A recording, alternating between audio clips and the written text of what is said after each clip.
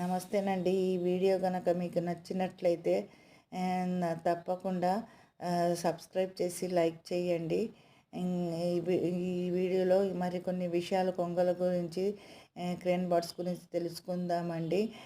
ఈ కొంగలు వచ్చేసి నీటి మీద నడిచే పక్షులని కూడా అంటారండి. ఇవి నీటిలో నడవడానికి ఎక్కువగా ఇష్టపడుతూ ఉంటాయండి. అందుకే ఇవి పంట పొలాలలో, సరస్సుల చెంత ఎక్కువగా నివాస స్థలాలను ఏర్పరచుకుంటాయండి.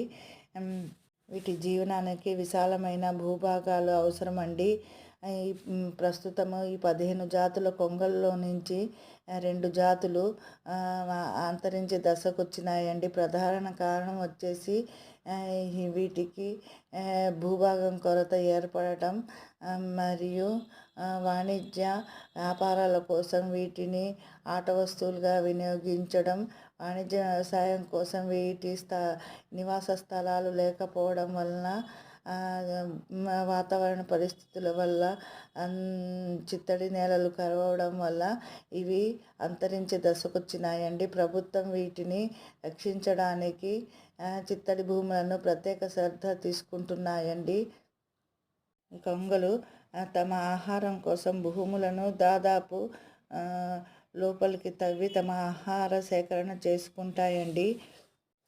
కొన్ని జాతుల కొంగలు వచ్చేసి వేల కిలోమీటర్ల వలస వెళ్తాయండి. ఈ వలస వెళ్ళే క్రమంలో గంటకు 30 కిలోమీటర్ల వేగంతో భూమి నుంచి 5 నుంచి 10,000 మీటర్ల ఎత్తులోకి ఎగురుతూ ప్రయాణిస్తాయండి.